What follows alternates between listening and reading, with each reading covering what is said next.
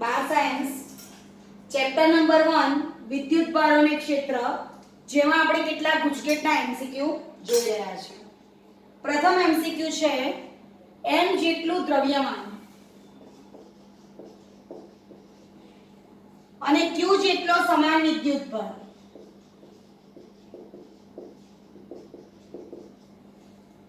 ધરાવતા બે કણો એકબીજાથી 16 સેન્ટીમીટર અંતરે મૂકેલા હોય.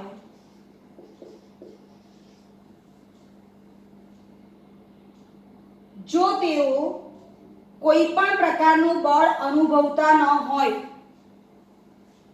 ફરીથી m જેટલું સમાન દળ અને q જેટલો સમાન વિદ્યુત ભાર ધરાવતા બે કણો, એટલે વિદ્યુત ભારિત કણો છે જેને દળ પણ છે, એકબીજાથી 16 સેન્ટીમીટરના અંતરે મૂકેલા છે. જો તેઓ કોઈ પણ પ્રકારનું બળ અનુભવતા ન હોય,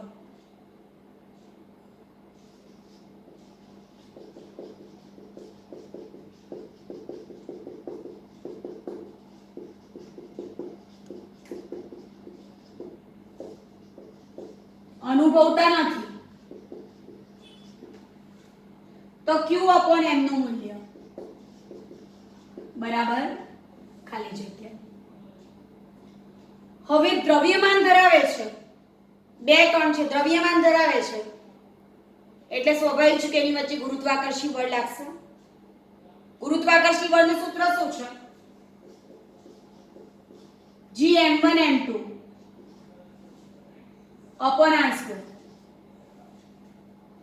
પણ આ કણની બીજી એક ખાસિયત છે કે આ કણો વિદ્યુત બળ પણ ધરાવે છે, એટલે વિદ્યુત બળ પણ લાગશે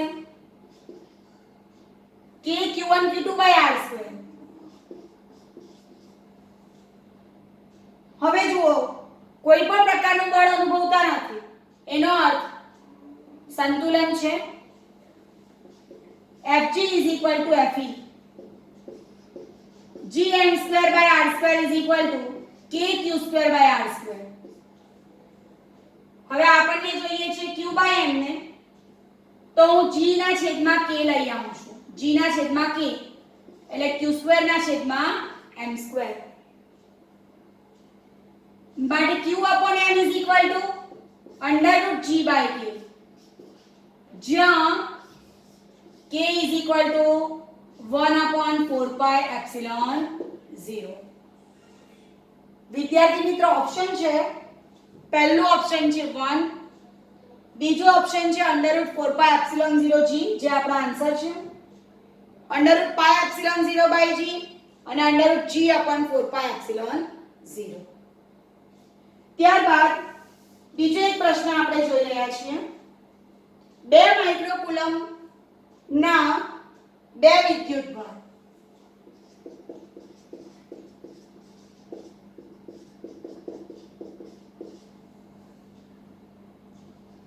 ના સ્થાન સદિશો અનુક્રમે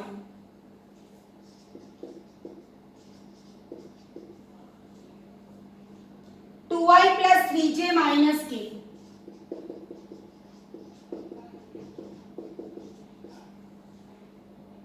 અને 3i + 5j + k બંનેના એકમ છે મીટર. તો બંને વિદ્યુતભાર વચ્ચે લાગતા કુલમ બળનું મૂલ્ય કેટલું? ચાલો કુલમ બળનું સૂત્ર જુઓ. Fe = kq²/r². q1 q2 તો સેમ જ છે, k અને q² છે પણ r² નથી. તો સૌપ્રથમ આપણે r બરાબર કરીએ r1 - r2 અથવા r2 - r1.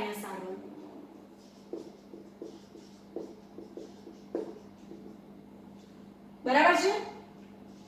3i + 5j + k - 2i - 3j + k. એટલે આ શું થઈ ગયું? 3i - 2i એટલે i, 5j - 3k એટલે 2k, 2j j છે પ્લસ 2k. આ તો મૂલ્ય છે ને, એટલે માનાંકમાં r = √1 + 2² એટલે 4 + 4. એટલે 9 એટલે 3 મીટર. બરાબર. હવે અહીંયા આપણે કિંમત મૂકીએ. k = 9 × 10⁹ q² ડાયરેક્ટ લખું છું 4 × 10⁻12 અને r² એટલે 9. 4 × 10⁻³ ન્યૂટન. 4 × 10⁻³ ન્યૂટન. આપણે આન્સર ચેક કરી લઈશું. બરાબર છે. આગળ જોઈએ આપણે.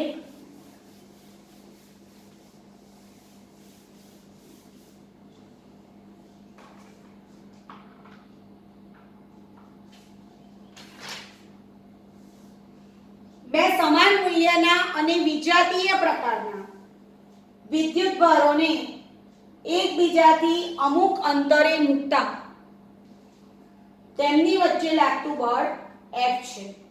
બરાબર છે. બે સમાન મૂલ્યના અને વિજાતીય એટલે Q1 = Q હોય તો Q2 = -Q.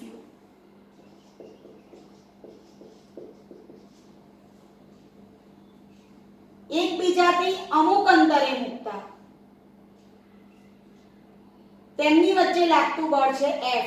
એટલે આપણી પાસેનું સૂત્ર કયું છે? F = K Q1 Q2 /r² એટલે K - K Q² /r². Direct લખીએ તો ચાલે ને? K Q - Q /r². આટલું બળ લાગે છે. આગળ વાંચીએ.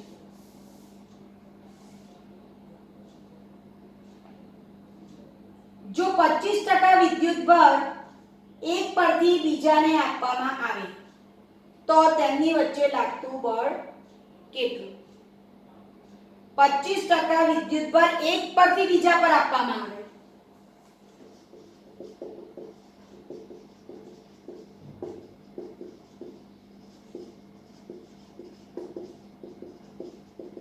એટલે એનો અર્થ શું કરીશું આપણે? 25% વિદ્યુતભાર આપીએ એક પરથી બીજા પર તો પહેલામાંથી ખૂટે ને બીજામાં વધે. તો Q1' = Q - 25% of Q. બરાબર છે ને? 25% of Q. અને બીજામાં શું કરશું? Q2' = -Q. આમાંથી ઘટ્યું તેવું આમાં વધવાનું. ગણતરી કરી જોઈએ ને. 25% એટલે 25/100. Q - Q/4 એટલે 3Q/4. આ આવી ગયું Q1'. બરાબર છે. હવે Q2' જોઈએ. -Q + Q/4 -4Q + Q/4 -3Q/4. હવે પ્રશ્ન વાંચીએ આખો.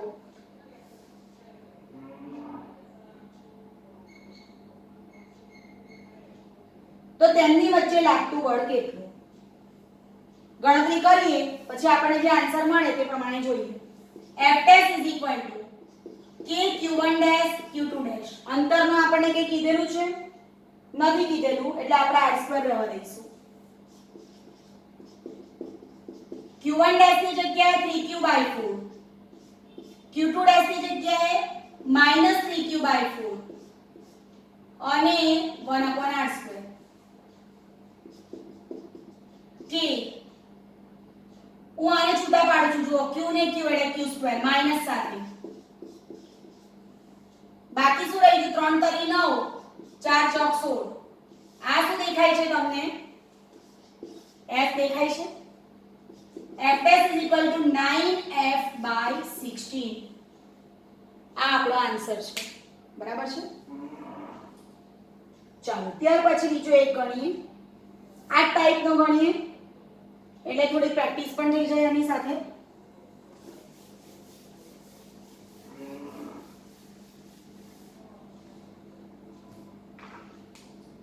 નહીં તો હું રકમ બોલીને તમને સમજાવી દઉં છું. બે બિંદુવત વિદ્યુતભારો વચ્ચેનું વિદ્યુતીય બળ 200 ન્યૂટન છે. એટલે Q1 અને Q2 ધારીએ તો સૂત્ર શું આપ્યું છે આપણને? F = K Q1 Q2/r² = 200 newton. હવે સમજો, કોઈ એક વિદ્યુત ભારનું મૂલ્ય 10% વધારવામાં આવે, સેમ આગલા જેવું, અને બીજા વિદ્યુત ભારનું મૂલ્ય 10% ઘટાડવામાં આવે,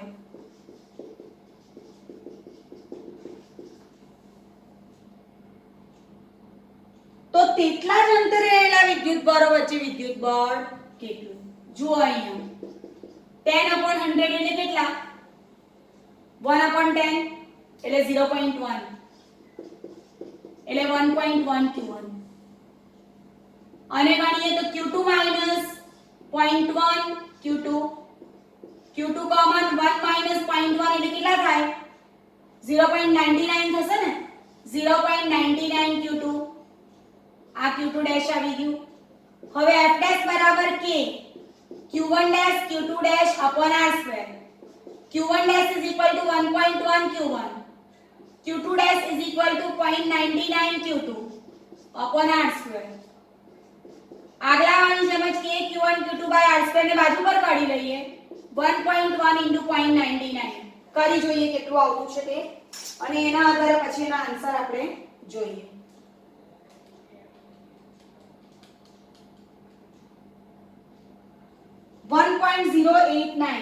આવું કંઈક આવે છે 0.99 q2.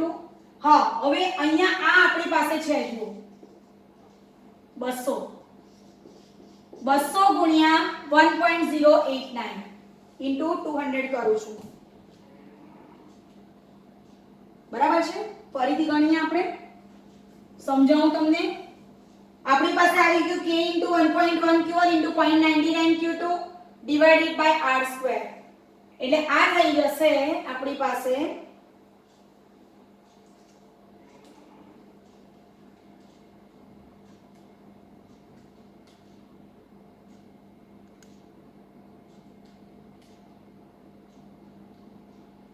બરાબર, એટલે આપણો આન્સર આવી જાય છે અહીંયા 198. હવે આગળ ગણીશું આપણે.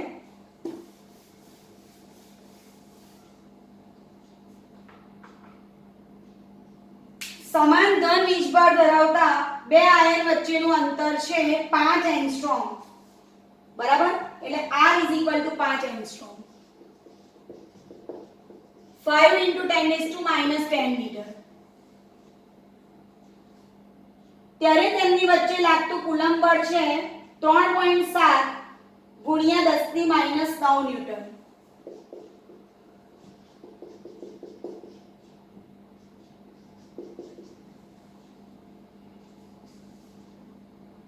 તો દરેક આયને ગુમાવેલા ઇલેક્ટ્રોનની સંખ્યા એટલે શું?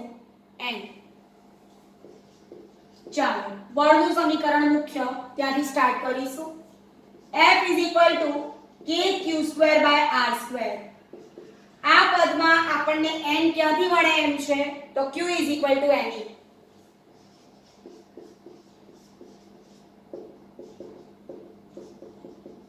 k n²e²/r², એટલે n² = fr²/ke². આમાં આપણે કિંમત મૂકીશું. f ની કિંમત છે 3.7 ગુણ્યા 10⁻9, r² ની કિંમત હું ડાયરેક્ટ લખું છું 25 ગુણ્યા 10⁻20, k બરાબર 9 × 10⁹, અને e² = 1.6 × 10⁻19², બરાબર? એટલે આ થઈ ગયું 3.7 ગુણ્યા 25 છેદમાં 9 ગુણ્યા 1.6 નો વર્ગ, 10⁻9 - 20 -29, અને છેદમાં થઈ ગયું 10⁻9 - 38 -29, એટલે આ ગયું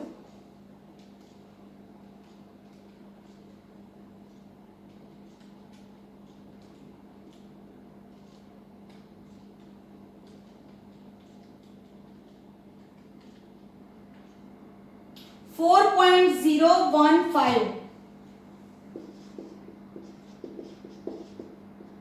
is approximately 4, એટલે n = 2.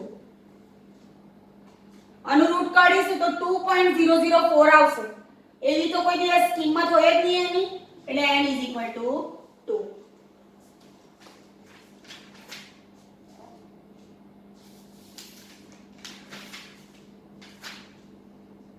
હવે આપણે ઘર્ષણનો ગણીશું ઓબ્જેક્ટિવ.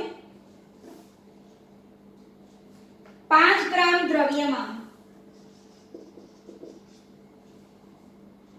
અને 10⁻⁷ કુલમ વિદ્યુતભાર ધરાવતા બે કણો સમક્ષિતિજ ટેબલ પર એકબીજાથી 10 સેન્ટીમીટર અંતરે મૂકેલા છે.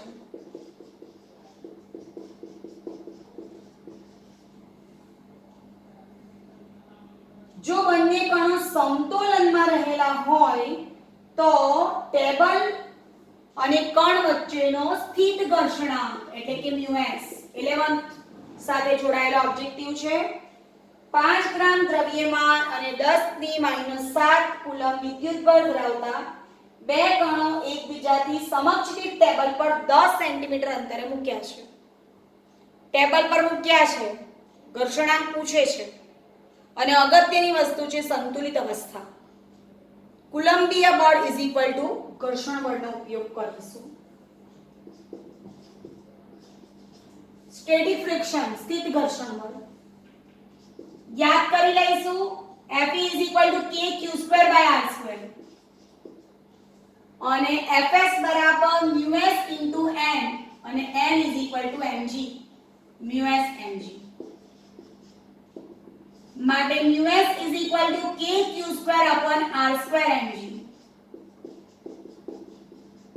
q² 10⁻⁴ r² આ 10⁻⁻1 મીટર છે. n 5 ગ્રામ છે -3 kg અને g m કેસમાં લઈએ આપણે 9.8.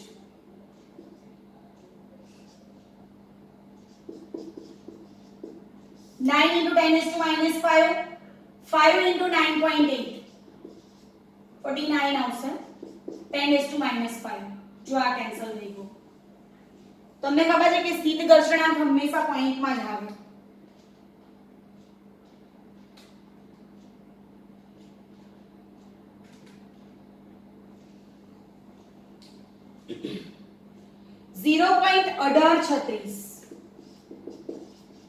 ઘર્ષણાંકને કોઈ એકમ નથી. આપણા ઓપ્શન છે 0.152 0.193 0.184 અને 0.22. તો 0.184 આપણે રાઉન્ડ ઓફ કરીને લઈ શકીએ.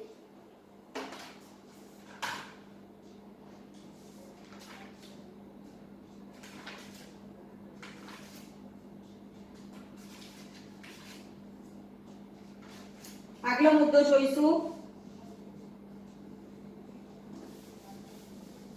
ગુજકેટમાં એક માર્કના પ્રશ્ન હોય છે આપણે જાણીએ છીએ અને નેગેટિવ માર્કિંગ 1/4 માર્ક્સ 0.25 એટલે 4 પ્રશ્ન ખોટા હોય તો એક ઉડી જાય એટલે કાળજી રાખવાની. અને એમાં નાના MCQ પૂછાતા હોય છે. 15 × 10⁻⁴ કુલમ વિદ્યુતભાર પર 2.25 ન્યૂટન બળ લાગતું હોય તો વિદ્યુત ક્ષેત્રની તીવ્રતા કેટલી? E = F/q તમને ખબર જ છે.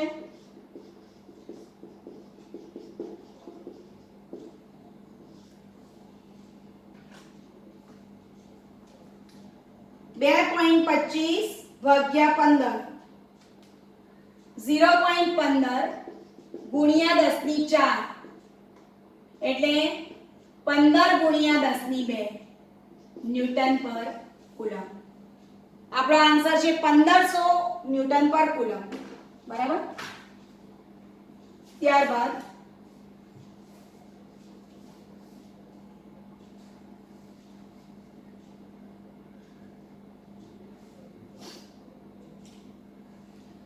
આપેલ વિદ્યુત ક્ષેત્રમાં જે બિંદુએ 5 ન્યૂટન પર કુલમ વિદ્યુત ક્ષેત્ર હોય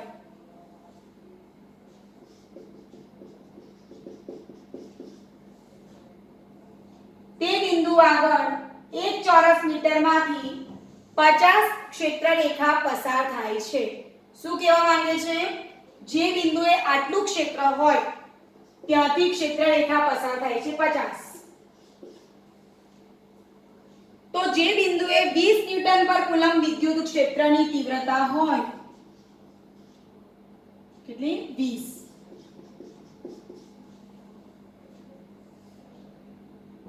તે બિંદુએ 1 મીટર સ્ક્વેર ક્ષેત્રફળમાંથી પસાર થતી ક્ષેત્રરેખાની સંખ્યા કેટલી? આટલી તીવ્રતા હોય તો આટલી સંખ્યા, તો આટલી તીવ્રતા હોય તો કેટલી સંખ્યા એમ પૂછે છે. યાદ કરો, વિદ્યુત ક્ષેત્રરેખાની લાક્ષણિકતામાં આપણે જોઈ ગયેલા એકમ ક્ષેત્રફળ માંથી લંબરૂપે પસાર થતી ક્ષેત્રરેખાની સંખ્યા એ ક્ષેત્રની તીવ્રતાના સમપ્રમાણમાં છે. એટલે કે E ચલે છે n અથવા n ચલે છે E પરથી E2/E1 બરાબર N2/N1. માટે N2 E2N1/E1. E2 છે 20, N1 છે 50 અને E1 છે 5, એટલે કે 200. આ ક્ષેત્રરેખાની સંખ્યા આવી ગઈ.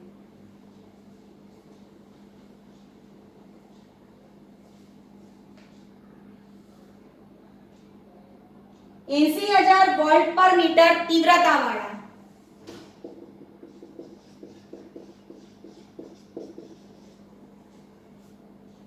સમાન અને ઉર્ધ્વ દિશામાંના વિદ્યુત ક્ષેત્રમાં લટકાવેલ એક 3.92 into 10⁻⁻15 kg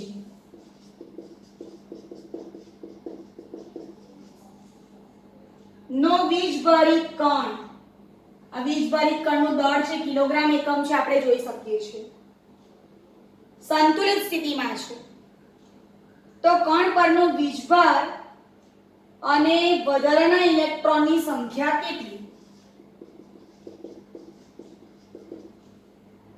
G9.8 આપેલું છે.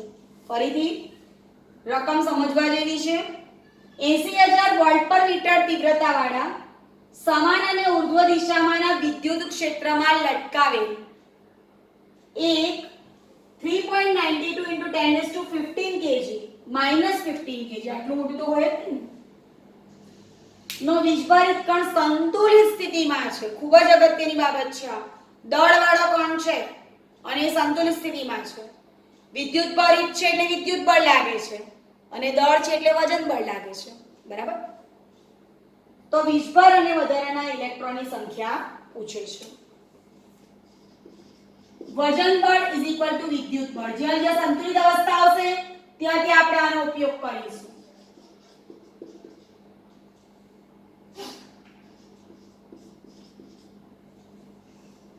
આમાં આપણે જોઈ શકીએ છીએ કે આપણી પાસે r² નથી તો વિદ્યુત બળનું બીજું સૂત્ર યાદ કરો. આપણી પાસે છે કે F QE, એનો ઉપયોગ કરીએ. E આપેલું છે.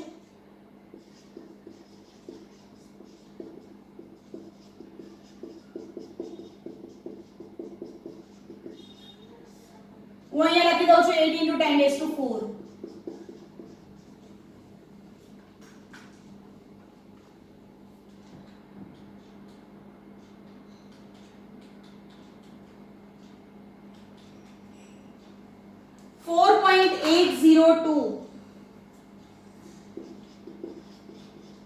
into 10⁻⁻19 coulomb. તમને યાદ હોય તો આપણે ક્વોન્ટમીકરણમાં જોઈ ગયેલા Q બરાબર Ne.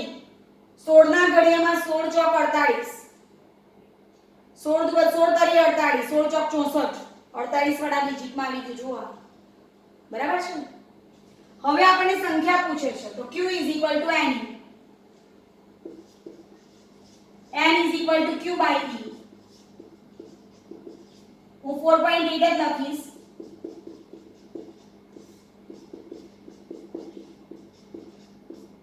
હવે આવી ગયું N બરાબર 3.